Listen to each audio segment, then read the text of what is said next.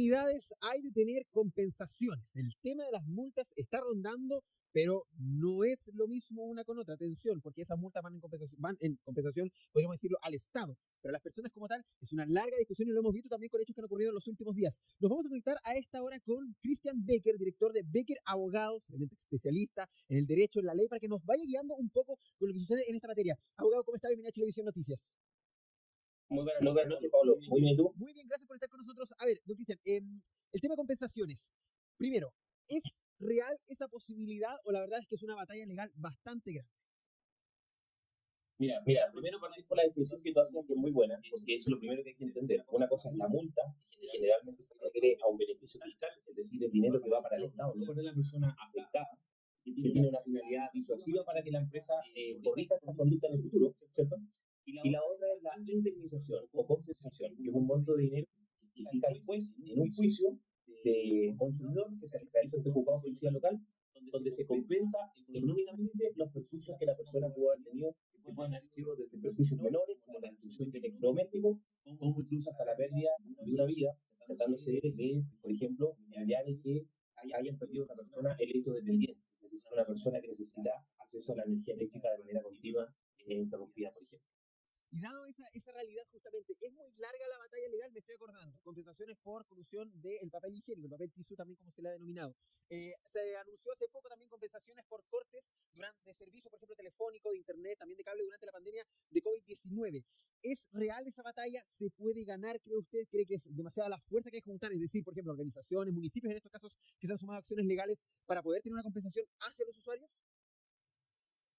Bueno, ahí hay otra discusión que hacer, porque están las demandas colectivas que buscan hacer el interés colectivo en general y que son encabezadas por el SNAC y por organismos consumidores, asociaciones que son una agrupación intermedia de la sociedad civil, pero más importante que esa opción, que es algo que al final a todos los chilenos nos dio una compensación de más o menos 7.000 pesos en el caso de una colisión de papel conforme muchos años atrás, ¿cierto? Pero lo más importante es plantear la acción individual. Por eso que está la acción colectiva e individual. La individual es cuando la persona afectada contrata a un abogado y hace con él un juicio. Y a tu pregunta, la verdad es que si hay prueba y hay daño, las posibilidades de ganar son muy altas. El asunto está en que hay que estar preparado para una batalla legal que puede durar muchos años, porque la empresa tiene los recursos legales económicos para cubrir un estado legal de defensa y este asunto empieza en el juzgado de policía local, se eleva a la Corte de Apelaciones y finalmente llega a la Corte Suprema. Y en este transitar pueden pasar fácilmente unos 5 años. Perfecto, ya, pues se entienden ahí el tema de los plazos, porque incluso me estoy acordando del último fallo, que en realidad no fallo, sino que la última compensación que se anunció, una empresa de telecomunicaciones que va a compensar a sus clientes por cortes durante la pandemia de COVID-19. Estamos hablando 2020, lo que ocurrió entre mayo y, si no me equivoco, junio de 2020. Podría ir un poco de los plazos tan erróneos, pero es 2020. Es decir, es al menos 4 o 5 años de batalla legal finalmente. Igual podría ser menos si es que las partes llegan a un acuerdo. Que las partes pueden llegar a un acuerdo en cualquier momento del juicio. Entonces, los demandantes podrían aceptar una suma de dinero que la empresa demandada ofrezca y finalmente pueden arribar a un acuerdo. Esto va a depender de la voluntad de los equipos legales de cada parte, de la evaluación del riesgo que hace la empresa, porque a veces es mejor llegar a un acuerdo que continuar el juicio, que la condena podría ser mucho más alta. En fin, hay una serie de factores que influyen y el juez también tiene el deber de impulsar una negociación entre las partes, y de hecho hay una parte del proceso que se llama el llamado de conciliación, que es un llamado que hace el juez a que las partes acepten sus posiciones, eviten el juicio completo, eviten la sentencia y lleguen a un acuerdo. Entonces eso también es probable, y en ese caso podría durar tan poco como 3 meses o 6 meses, si es que se llega a un acuerdo de forma inmediata. Pero la verdad es que esto es difícil cuando los demandantes tienen pretensiones muy altas, cuando demandan muchos millones. La empresa ya evalúa el riesgo-beneficio de pagar inmediatamente esa gran cantidad o defenderse legalmente y salvar su liquidez como empresa por 5 años, porque no tienen que desembolsar esa indemnización todavía. Entonces, va a depender del caso a caso. También va a depender especialmente de cuánta es la suma de dinero que se demanda. Déjame salir un poquito del tema de compensaciones, al tema de las multas, porque también ahí es bien importante. ¿Las multas están fijadas en ganancias, en las utilidades de la empresa, o están en montos fijos actualmente? Porque eso también es bien importante, porque a veces se ha hablado de montos, por ejemplo, en UTM, en UF incluso, pero a veces las utilidades ya van superando con creces esas cifras. Hoy día Chile tiene más regulación, y en este caso, con el tema de UF, UTM, es decir, una cifra cerrada, o utilidades, va dependiendo de cuánto gane la empresa.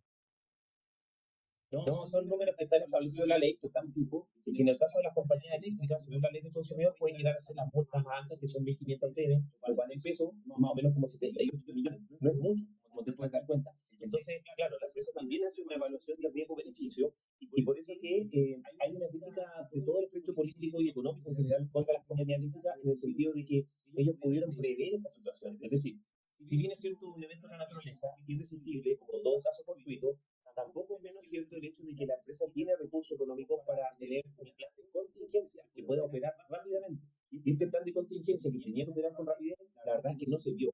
Y esta es la negligencia de la empresa. Y de aquí nace el método legal para indemnizar a los consumidores. Perfecto, ya, porque también eso se ha entendido, o sea, lo que usted decía, esto de que no hay un incentivo muy grande a realmente estar al día con mantenciones, con, por ejemplo, soluciones rápidas tal vez, porque estamos hablando, si bien de un servicio básico, las multas no son altas porque no están a merced de esas utilidades, no se van moviendo, el dinamismo va dependiendo de la empresa, sino que depende de ese monto fijo que a veces incluso ya es demasiado bajo para la cantidad de plata que están ganando algunas de esas empresas. Abogado, volvamos al tema de las compensaciones. Hay personas que pueden demandar, por ejemplo, usted lo decía individualmente y usted incluso hacía como una especie de recomendación, podríamos decirlo, a si tiene los recursos, si tiene ahí la fuerza también, porque requiere muchos años, puede hacerlo. Puede ser que uno gane por estas dos partes, es decir, una demanda colectiva y además la compensación individual, porque algunos dicen, bueno, porque si con la demanda y la colectiva o uno u otro, ahí podría ser que por una esté perdiendo o no reciba también la compensación. Mira, esa es una muy buena pregunta, porque ahí nos vamos al ámbito procesal, donde la empresa sin duda va a poner en su defensa el hecho de que el demandante podría estarse enriqueciendo dos veces, ¿cierto? Pero todo esto va a ser objeto de discusión, que es una discusión que al fin y al cabo es una discusión muy técnica de normas procesales. Lo importante es que la persona siempre va a tener su derecho a su demanda individual. Y por eso que la debe plantear, porque esta es la única que le permite pedir una indemnización basada en el daño individual. Por ejemplo, en el caso de la colusión del papel confort, cuando fuimos indemnizados todos los chilenos, no hubo una evaluación personal, no perdimos el dinero cada uno de nosotros. Sin duda que una persona que mantiene una familia de 10 personas fue más perjudicada que una persona que vive sola, pero a todos se les dio la misma cantidad de dinero. Entonces, aquí lo importante de la acción individual es que permite situar al juez en el caso particular del daño de las personas afectadas. Y sin duda, las personas que tienen familiares electrodependientes, que pueden haber perjudicado su salud en esa situación, incluso pudo haber fallecido, son personas que sin duda tienen que hacer la demanda, porque la relación de riesgo-beneficio es muy conveniente para las personas, dadas las altas indemnizaciones que pueden obtener en estos procedimientos, que en realidad podrían ser más cortos, porque el juicio en la primera instancia en el juzgado de policía local es bastante breve, puede durar un año. Lo que se alarga es el juicio de apelación y el juicio de casación en la Corte Suprema. Abogado, a ver, el tema de hacer este reclamo, hacer generalmente, o sea, en realidad hacer esta acción delante de un juzgado de policía local, tiene que haber un reclamo ante la SECO, ante el CERNAC primero, y lo otro, costas. Algunos dicen, bueno, pero no puedo pagar un abogado. A veces se puede hacer incluso que, si hay un fallo a favor, que las costas las pague la empresa también, es decir, uno tendría que terminar pagando justamente lo que cuesta el servicio de ese abogado.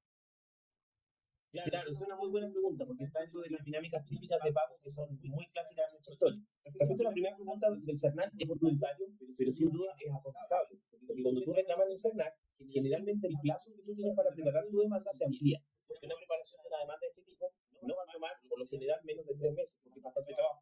Hay que reunir la evidencia y lo más importante es que preparar la estrategia legal. Entonces, como eso es tiempo, poner el reclamo amplía respecto a las personas que no tienen los medios o liquidez inmediata para poder pagar, puede afectar con el abogado un trato que se llama cuota litis, que consiste en recibir el 50% de lo que se paga finalmente como indemnización, y este sería el porcentaje límite o tope, 50% como máximo, pero normalmente se paga un 20%, un 30%, siendo el tope un 50%, pero son fórmulas que hay que evaluar también caso a caso, porque como te contaba al principio, estos casos igual toman mucho, pero el abogado igual tiene que evaluar si acaso le conviene un trato así. Exactamente, sí, porque hay un tema de esperar también a que el fallo sea favorable y también cuánto tiempo va a estar sin esos ingresos. Le queremos agradecer justamente a abogado Cristian Becker, director de también Becker Abogados, por esta conversación y por aclarar varios puntos que, lo decimos, hay mucha gente que hoy día no tiene servicio, se van a cumplir más de 100 horas y bueno, ahí están esperando finalmente que les vuelva la luz. Abogado, muchas gracias por este contacto con Chilevisión Noticias.